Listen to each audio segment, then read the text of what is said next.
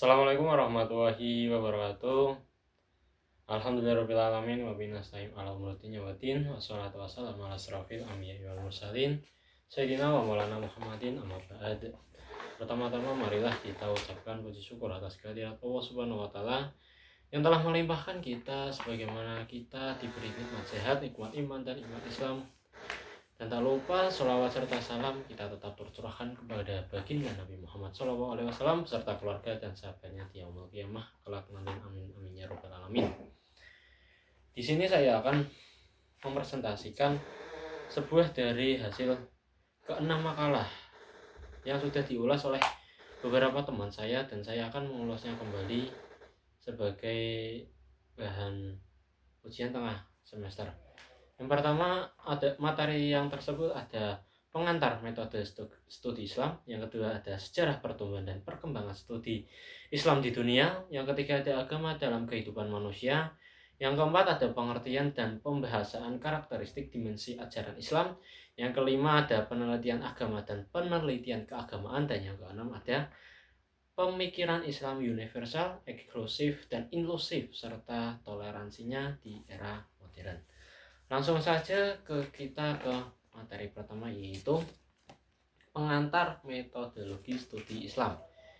Apa sih metode studi Islam itu, teman-teman? Ya, metode studi Islam merupakan pendekatan dan metode yang digunakan dalam menjalankan penelitian, kajian atau analisis terkait dengan Islam dan aspeknya.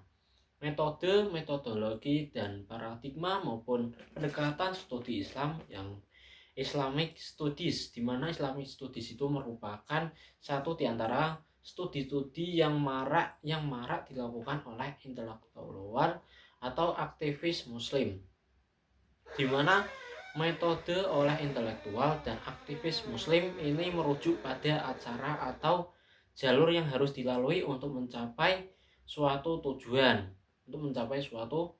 Metode terdiri dari langkah-langkah praktis dan sistematis yang diterapkan dalam ilmu tertentu. Yang kedua ada metodologi, yang diartikan sebagai proses, prinsip, dan prosedur yang digunakan untuk mendekati permasalahan dan mencari solusinya. Yang keempat ada pendekatan, di mana pendekatan ini cara untuk sebagai proses, prinsip, dan prosedur yang digunakan agar memperlakukan sesuatu, sementara metode merupakan cara mengerjakan sesuatu. Metodologinya itu langkah-langkah praktis dan sistematis yang ada di dalam ilmu tertentu. Terus ada paradigma. Paradigma ini kerangka konseptual yang mencakup nilai, teknik, dan metode yang disepakati dan digunakan oleh suatu komunitas untuk memahami atau mempersepsikan berbagai hal. Di mana ini juga urgensi mempelajari metode studi Islam. Yang pertama ada kondisi problematis, di mana di masa ini umat Islam harus berada dalam situasi yang terpinggirkan. Yang kedua ada umat manusia dan peradabannya. Yang ketiga ada meningkatkan kualitas iman dan ketakwaan. Yang keempat ada membangun kepribadian yang Islami, di mana ajaran Islam terdapat dalam Al-Quran dan As-Sunnah. Oke, kembali lagi, yaitu ada memperkaya wawasan dan pengetahuan. Yang keenam ada membangun kepribadian yang Islami. Yang ketujuh ada memperkaya wawasan dan pengetahuan. Dengan mempelajari kita dapat memperluas wawasan dan pengetahuan kita. Dimana ini ada juga aspek-aspek sasaran studi Islam, yaitu sebagai sebuah disiplin ilmu dengan tujuan dari studi Islam, yaitu yang mencakup aspek sasaran keagamaan dan aspek sasaran keilmuan. Dan pertumbuhan studi Islam dilakukan dulu dan hingga sekarang. Yang pertama itu ada kalam, usul fikih, ilmu hadis, dan ilmu tafsir. Kembali ke materi kedua, yaitu ada sejarah pertumbuhan dan perkembangan studi Islam di dunia.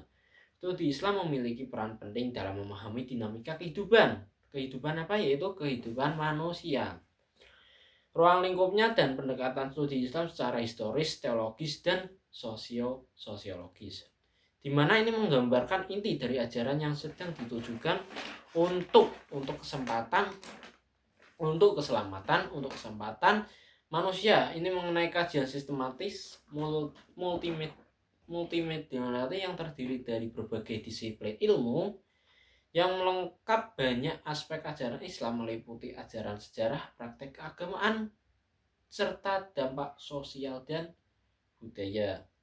Di mana ini merupakan pendekatan teologis lebih menekankan pada aspek doktrin dan kepercayaan. Yang kedua ada pendekatan sosiologis, di mana ini memandang Islam sebagai fenomena sosial yang berinteraksi dengan struktur masyarakat, politik, dan ekonomi. Yang kedua ada faktor-faktor yang membeda dari perkembangan Islam dari masa ke masa.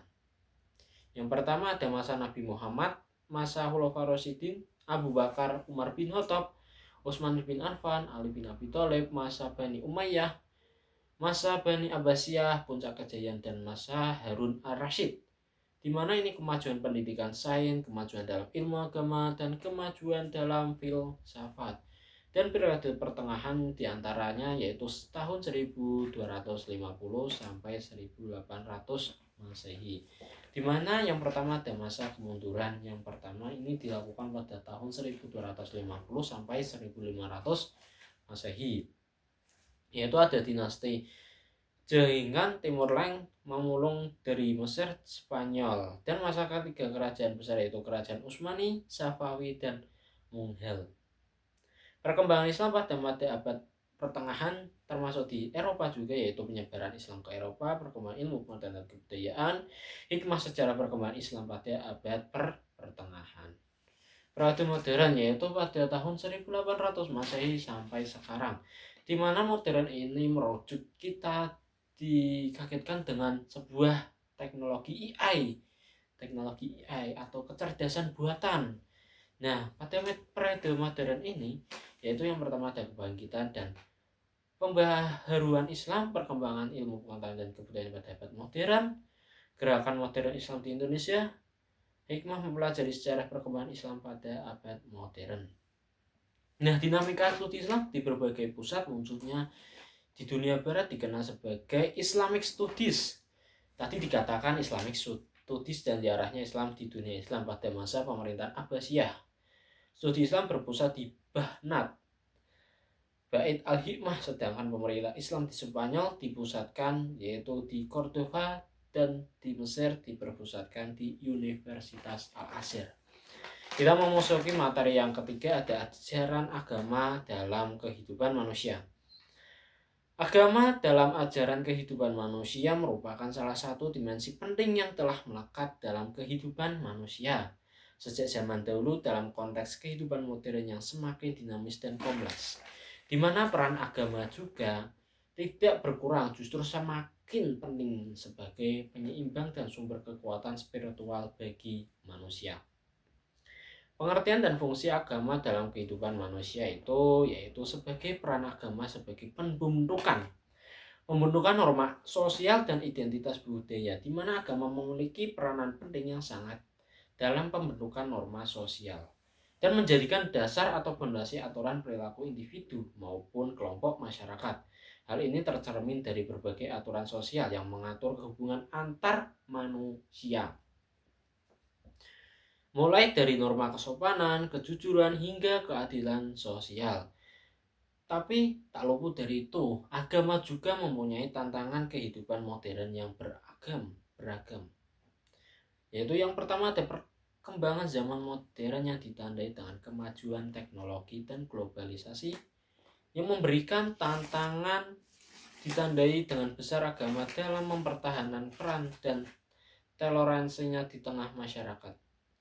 Di mana globalisasi secara induktif yang beragam. Selain itu, tantangan ini berupa klaim kebenaran tunggal yang dipaksakan berdasarkan kepentingan politik maupun ekonomi yang semakin marak terjadi di era modern. Kita kembali ke materi keempat yang membahas tentang pengertian dan pembahasan karakteristik dimensi ajaran Islam. Karakteristik ajaran Islam yaitu ciri yang khas, di mana ini membedakan dari agama lain, mencakup berbagai aspek kehidupan manusia yang berpedomankan Al-Quran dan As-Sunnah maupun Al-Hadis, di mana pemahaman terhadap karakteristik dan dimensi ajaran Islam dipengaruhi oleh berbagai faktor seperti sosial, pengalaman, kebutuhan, dan proses pemikiran dari manusia itu sendiri. Definisi karakteristik dan dimensi, di mana karakteristik ini terdiri dari tema utama yang berbeda pengertiannya, yaitu karakteristik dan ajaran Islam. Karakteristik yaitu sebuah istilah yang ada dan merupakan dari sifat khasnya. Merupakan agama Islam adalah wahyu yang terakhir, di mana Islam merupakan agama yang komprehensif dan universal, mencakup berbagai dimensi terhingga dalam sebuah aspek kehidupan manusia. Dimensi ajaran Islam antara lain yaitu seperti dimensi akidah, ibadah, akhlak, dan muamalah. Penerapan karakteristik dan dimensi ajaran Islam dalam kehidupan sehari-hari yaitu terdapat di bidang agama, ibadah, akidah, ilmu, dan kebudayaan, pendidikan, sosial, ekonomi, kesehatan, politik, kesenjangan, dan disiplin ilmu tentunya. Maupun faktor-faktor yang mengaruhi yaitu faktor yang pengaruh sosial, faktor bidang di pengalaman, faktor kebutuhan, dan faktor pemilaran. Masuki materi yang kelima yaitu penelitian agama dan penelitian keagamaan. Penelitian merupakan usaha ilmiah yang dilakukan secara sistematis dan objektif dengan tujuan untuk menemukan, mengembangkan, serta mengikuti pengetahuan yang berlaku. Di mana penelitian agama ini merupakan upaya sistematis dan objektif untuk mempelajari suatu masalah dan menemukan prinsip umum. Penelitian dipandang sebagai kegiatan ilmiah karena menggunakan metode keilmuan, yakni gabungan antara pendekatan nasional dan pendekatan empiris ketika metode ilmiah. Nah, kriteria metode itu yaitu penelitian berdasarkan fakta, prasangka, prinsip analisis, hipotesis, ukuran objektif, teknik kualitatif, dan maupun lain sebagainya. Lah, langkah-langkahnya itu apa saja sih? Memilih dan mendefinisikan masalah terhadap data yang tersedia, hipotesis, kerangka analisis data primer, menganalisis dan membuat interpretasi, generasi, dan kemampuan maupun membuat laporan. Nah, perbedaannya itu apa saja sih? Perbedaan antara penelitian agama dan penelitian keagamaan, di mana penelitian sering dimaksudkan mencakup pengertian dan istilahnya menggunakan keduanya istilah tersebut dengan arti yang sama. Penelitian keagamaan secaranya yaitu gejala sosial, di mana model penelitian agama ini yaitu penelitian eksploratif, deskriptif, historis, korelasional, eksperimen, di mana ini menjelaskan bahwa kajian sosiologi agama menggunakan metode ilmiah yaitu analisis sejarah, analisis lintas budaya, eksperimen, observasi partisipatif, riset survei, dan analisis statistik dan analisis isi. Materi keenam adalah pemikiran Islam yang universal, inklusif, dan inklusif serta toleransinya di era modern. Islam merupakan agama yang membawa risalah universal bagi seluruh umat manusia. Di tengah misi universal, inklusif, dan inklusif, muncullah realitas bahwa pemahaman dan praktik keberagaman umat Islam seringkali beragam. Nah, dari pendapat universal menurut para ahli, yang pertama ada Kiai Haji Abdurrahman Wahid, di mana menyampaikan bahwa universal Islam ini sebuah ajaran yang sempurna, yang didalami atas ilmu dan landasan atau jaminan. Yang kedua ada C. Suyati Puluangan, di mana dia mengartikan universalisme itu argumen dasar tentang ide universal baik secara historis, sosiologis, maupun secara teologis dan substansi ajarannya. Yang ketiga ada universal Islam menurut Nurfil Masjid, di mana ini berarti sikap pasrah, tunduk, dan patuh kepada Allah Subhanahu wa Ta'ala. Namun universalisme Islam tidak hanya diuji dalam konteks klasik, melainkan juga dalam menghadapi modernitas dan globalisasi.